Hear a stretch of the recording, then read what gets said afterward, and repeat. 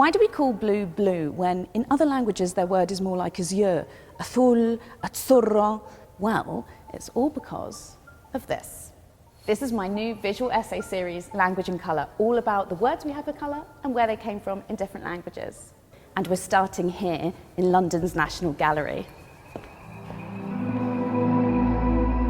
There's something so calming about the colour blue.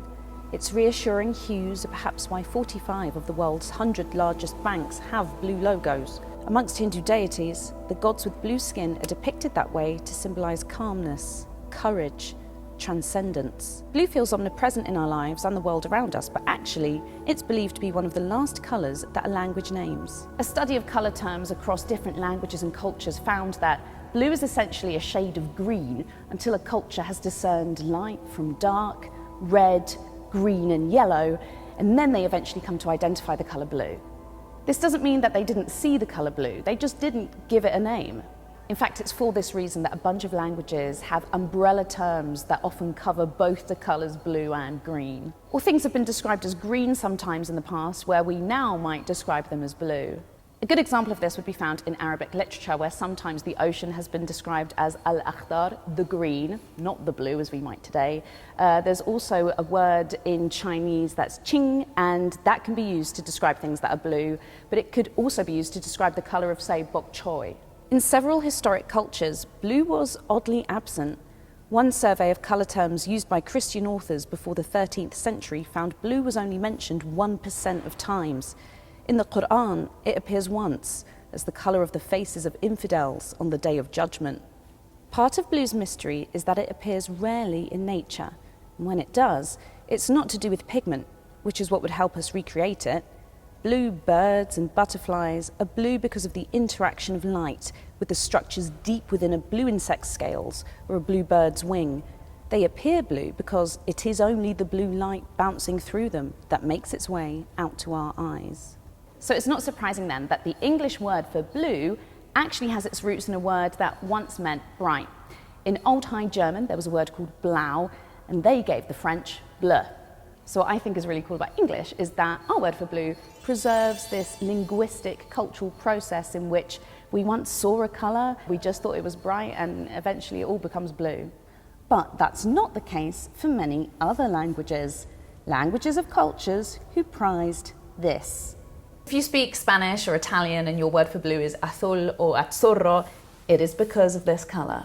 And because of the stone in this pigment. Lapis is Latin for stone, and lazuli is the genitive form of the Latin word lazulum.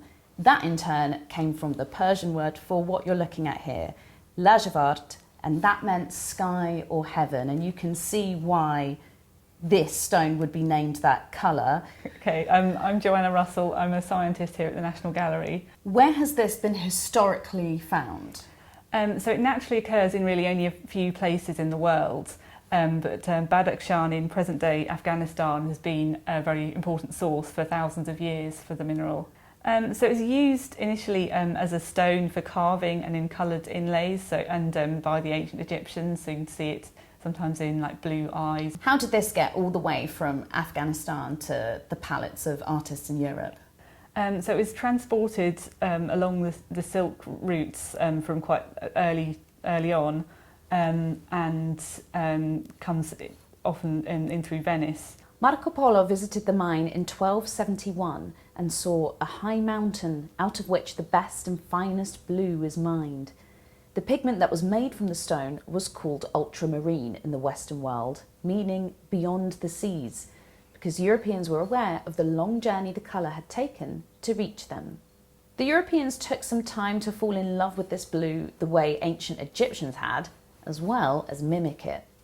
You can see it has a really strong blue colour when it's a high quality piece like this, but if you just grind down the stone you end up with something that's rather greyish blue powder, and it has to be purified further to get a really good blue pigment, which is the pigment ultramarine. Now, there are other languages whose word for blue doesn't come from that Old High German blao, nor lapis lazuli. So how do you say blue in your language?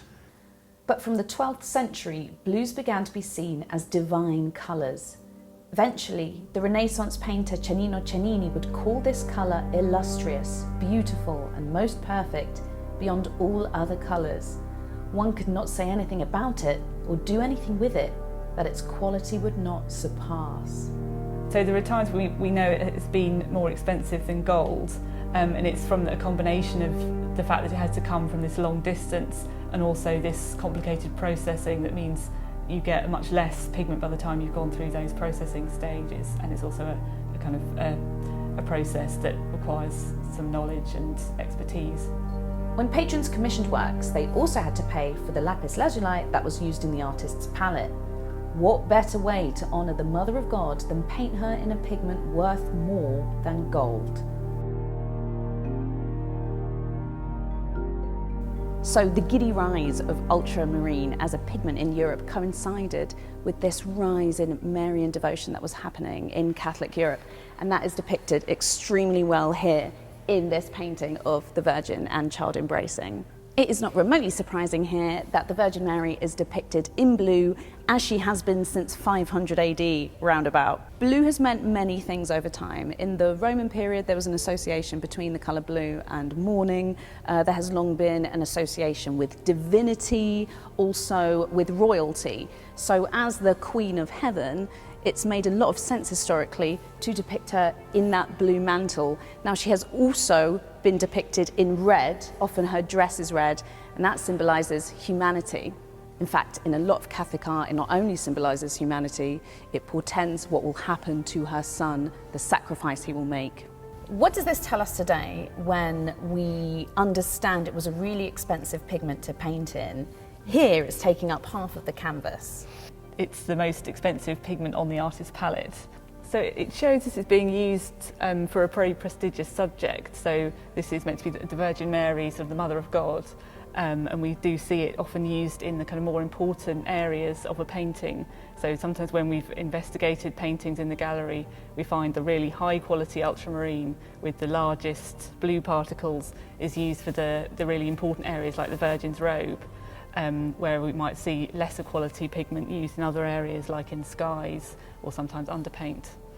So the pigment that was being used in the mantle isn't necessarily the pigment that's being used in the sky? It's sort of chemically the same pigment, but not necessarily the same level of quality or purity. In the 1800s, newer and cheaper ways of creating a bright blue pigment meant that true ultramarine slowly began to be replaced. And it's even so cheap that it gets added as a whitener for laundry to make your whites whiter using in laundry bluing. Because of ultramarine's replacements, we don't see it so much anymore. In fact, if you want to see it, you have to come to a gallery like this. But for many languages around the world, they never lost this connection with the semi-precious stone that came to define one of the most intriguing colours in world history.